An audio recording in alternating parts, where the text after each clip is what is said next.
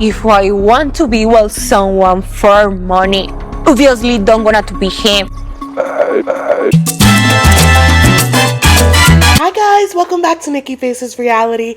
We're here to discuss all of the couples in the latest episode of Love in Paradise. And I know I keep joking about it being far from paradise, but it is. It's so chaotic. There's just so much to cover, so let's just jump right in. I think that we should start with Luke and Madeleine. Sorry if my voice is going in and out. I'm still recovering. But Luke and Madeleine, these two, they've left the farm. Obviously, Madeleine has found out that Luke will in fact not be moving to Colombia after this trip. And she's just shut down. She's sulking, and Luke, is feeling it. And he's telling us that this is her thing. When she's upset, she tends to shut down and ice him out. And so his bright idea is to give her some space and go out and meet up with one of his friends. That wouldn't work for me, but if it works in the relationship, okay. So he goes to meet up with one of his boys. His name is Brian, and Brian is also American. And their connection is that his wife is friends with Madeleine. So it sounds like they do a whole lot of double dating. And Brian is cute, respectfully. He's very cute. But they're meeting up for drinks. And of course, they get to talking about Luke's many ventures.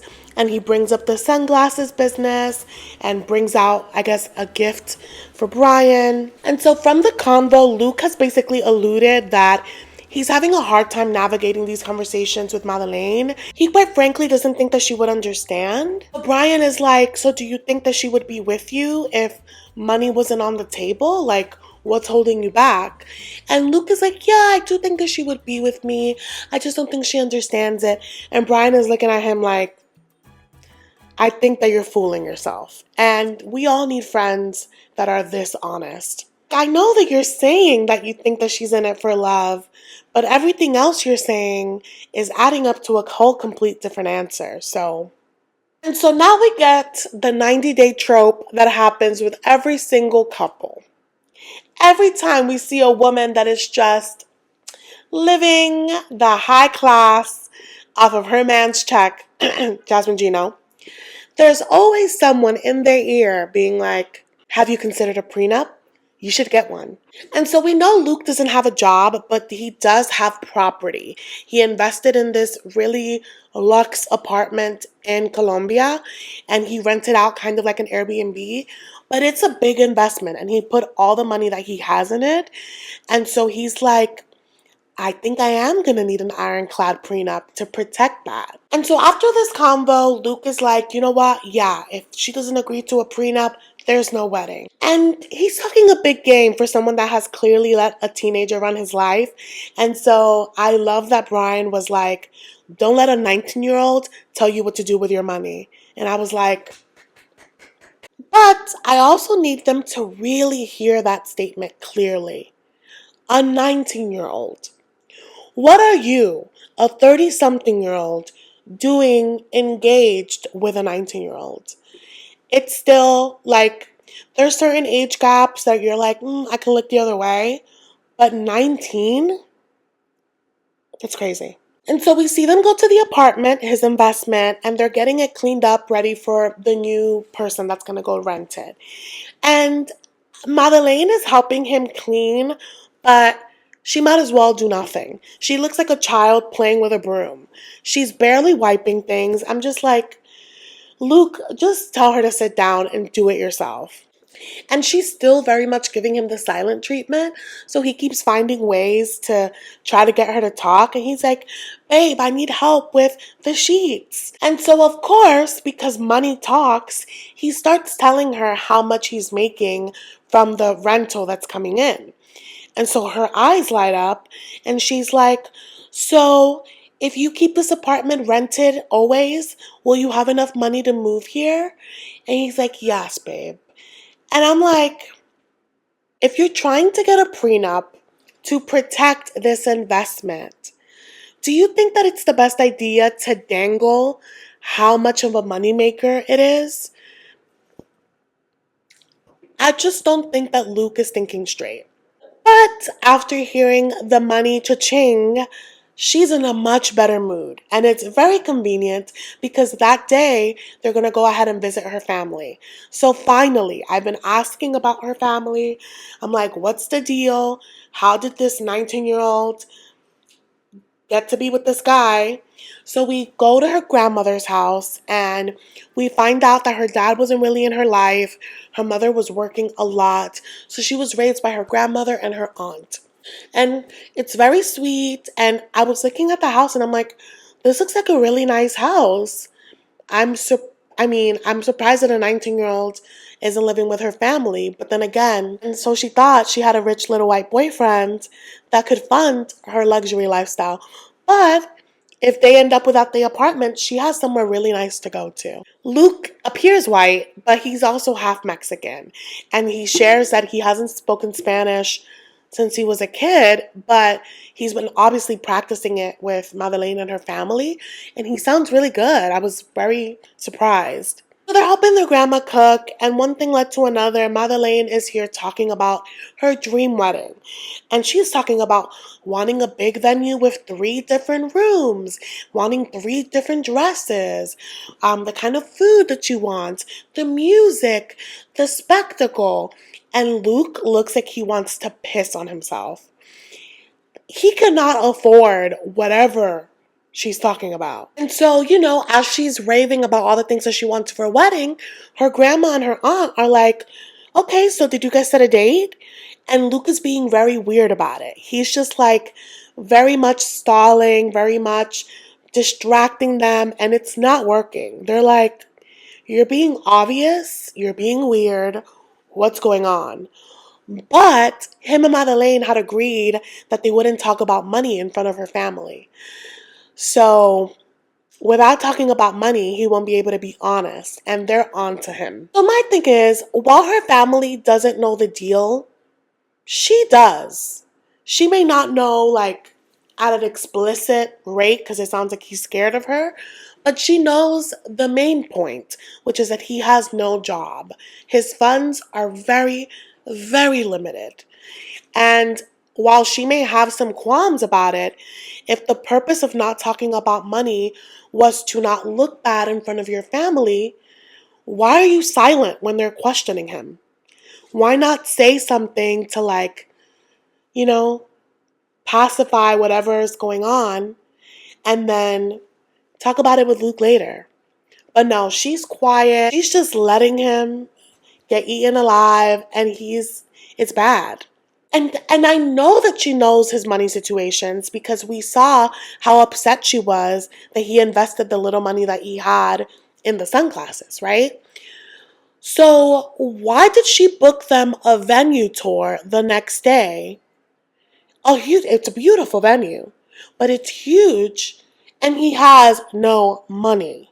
And Luke is like confused because he's like, you know where I stand? And apparently she booked this without even talking to him.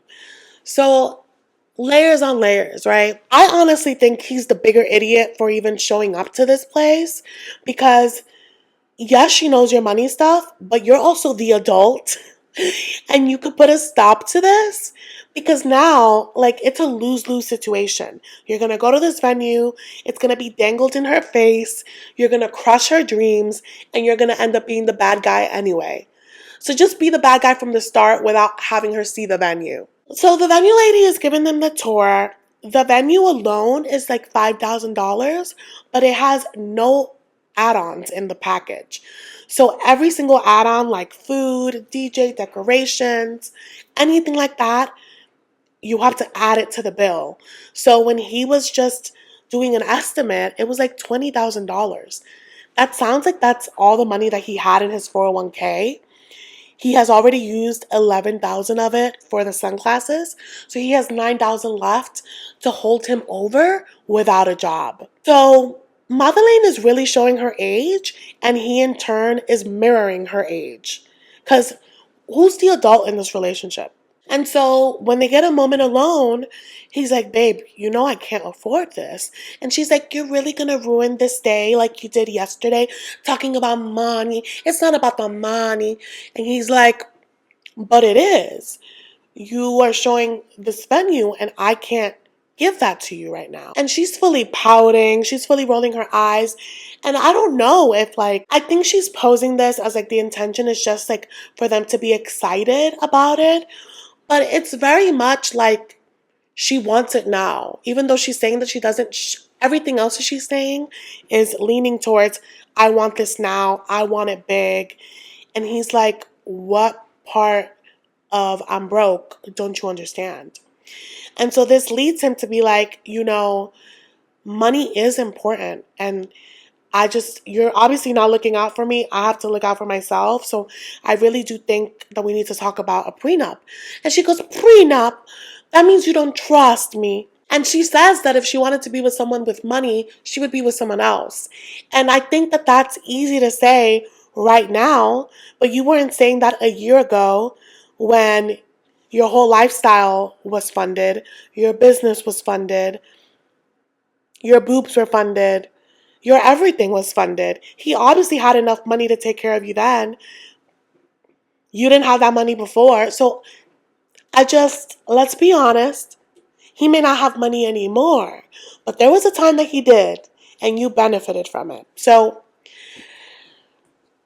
I think that there's a little bit of hypocrisy happening. I think that money conversations are uncomfortable, but let's not be dense. You definitely benefited. And he feels like, I'm having a down moment right now, but I'm going to be on the come up again. And we need to be responsible. So it ends with her walking off, and who knows how it'll go next week. We'll keep up with them. Let's move on to the next couple. It's really quick with Kyle and ANIKA. I'm glad that it's quick. When we last saw them, they had that blowout at the clothing store because ANIKA's frustrated that he's not really, leaning into stopping sperm donation altogether, And she's like, I want love. And she's already referring to their situation as love. And while I disagree that she's in love, that's how she's feeling in this moment. But we find her crying to the producers, and she's just like, I'm sorry. I'm just so overwhelmed because I really care for Kyle, and there's a lot on the line. And so she goes back to Kyle, and she's apologizing and just explaining what caused that uproar for her. And Kyle is acting so fidgety. You can tell that he's super aware of the cameras.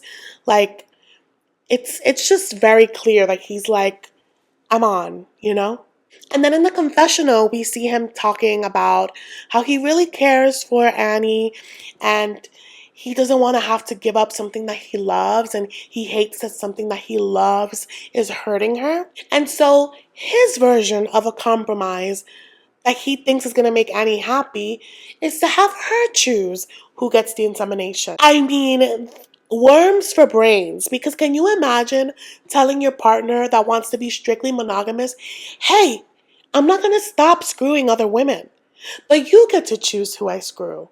Yeah?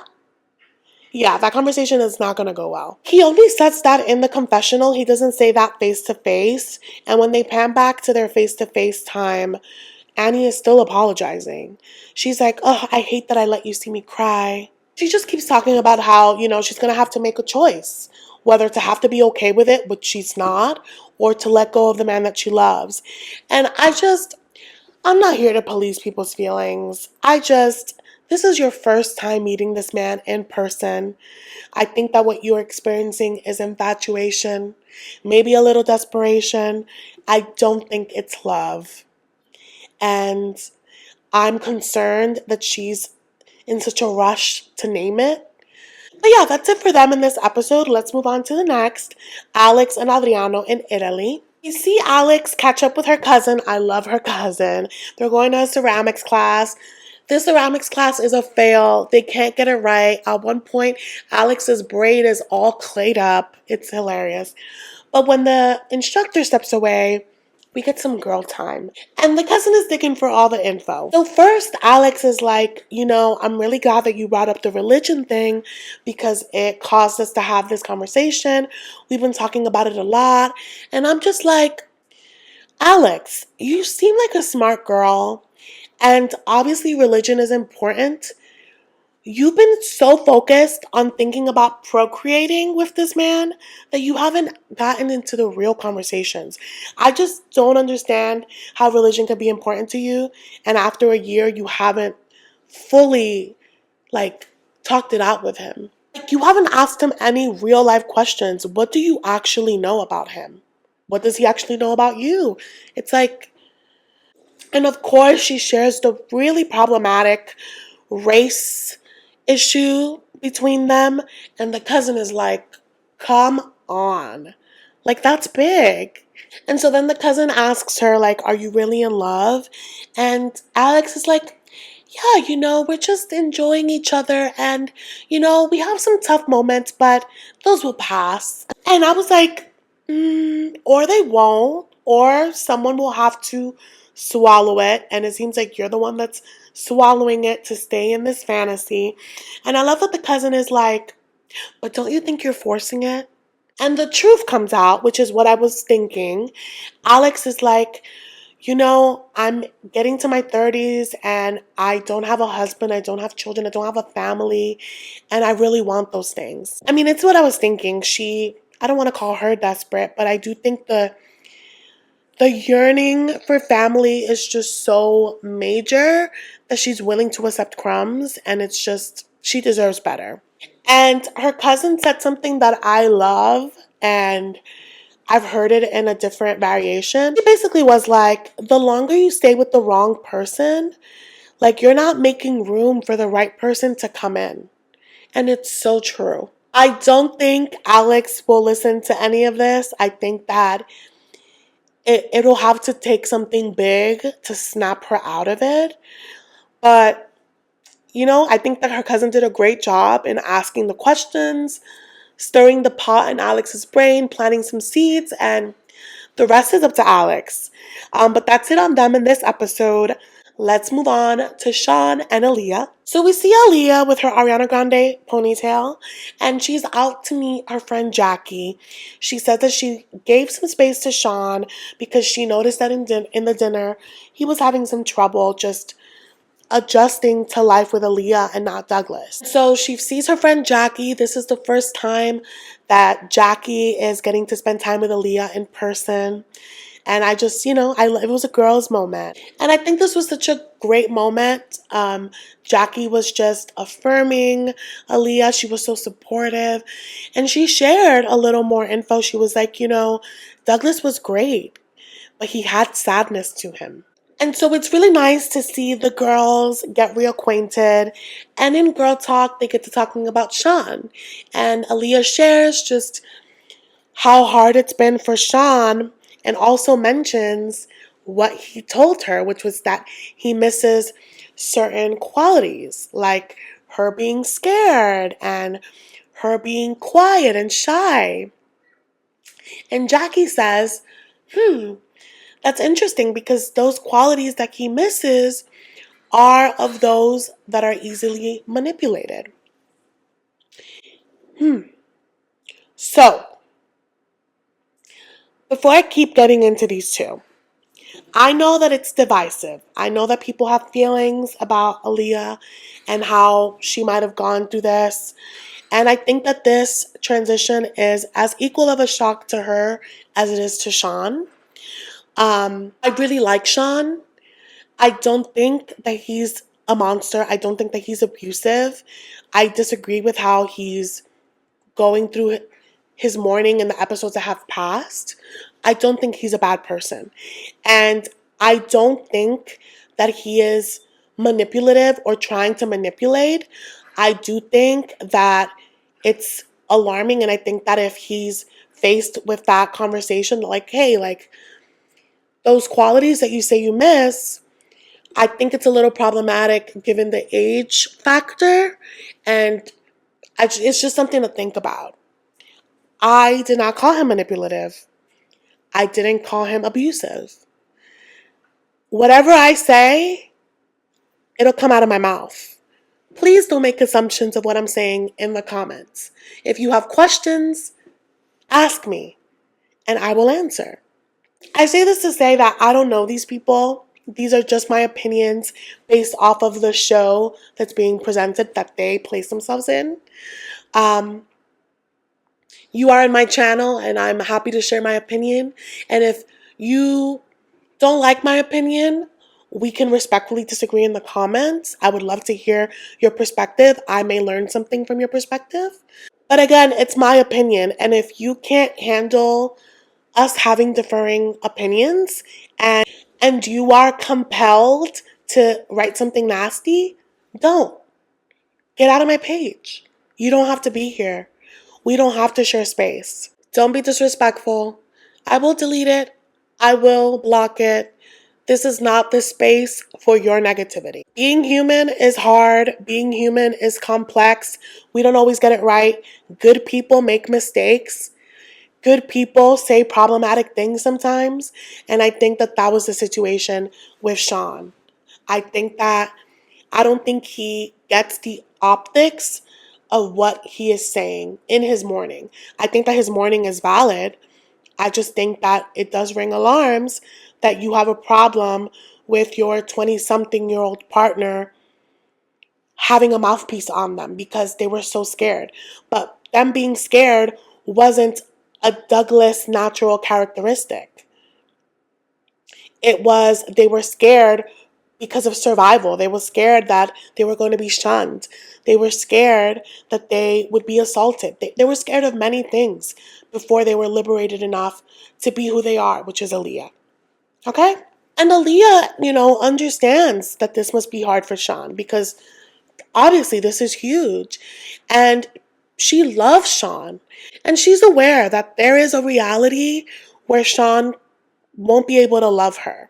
And it seems like she's bracing herself for that. And so Alliya also shares that she's, afraid about what's going to happen with SHAWN because she's, wanting to get more feminization surgeries. She's talking about wanting a BBL. She says she doesn't plan on doing the gender reassignment because it's not in her plans right now, but it could be in 10 years. And she wants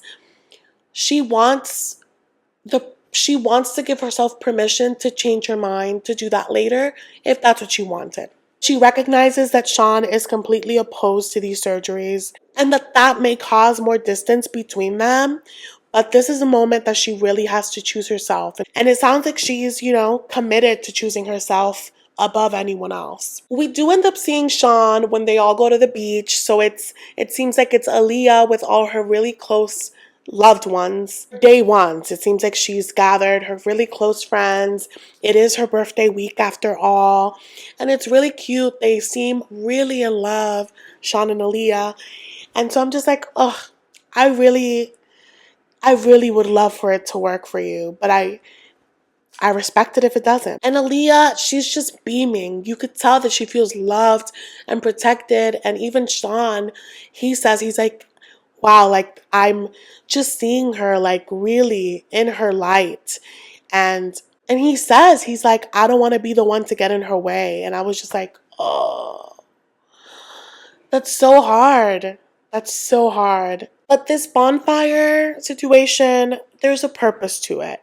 And Alliya starts reading out a letter that sounds more like a eulogy, and it's a goodbye to Douglas and the life that she had as Douglas. It's like a declaration marking a new beginning, letting go of shame and just being courageous and stepping into who she is. And oh my God. And at this point, I was like in tears. She says that she's so grateful for all the lessons that Douglas taught her, but it's time to fly. Oh God. And it was just such an important moment. It was like a burial for Douglas in front of her loved ones. And she burned a photo of him. And it was so emotional. Everybody was crying. And throughout the whole reading of the poem that she had, SHAWN was holding her hand, and he was really like an anchor to her through it, but he was visibly just hurting. And I can empathize, like he's mourning someone, and that's hard, and it is hard to navigate, but I think he did a great job in that space. And at the end, after, all the crying was done, he popped a bottle of champagne and everyone was just hugging. And you can tell that this night was just so necessary. And at the end, it ends with a confessional from Shawn. He either has to get with his new relationship, his new partner, and all the newness that comes with it, or he has to let her go. And yeah, I would love to know what you guys think. If you guys think that they'll work it out, if you think that they'll end up together, or do you think that even if they end up together, they shouldn't? Also love to know specifically what you guys think about this whole Luke and Madeleine thing, because it gives me the creeps. So yeah, let's kiki in the comments. Thank you guys so much for watching. I will see you in the next one.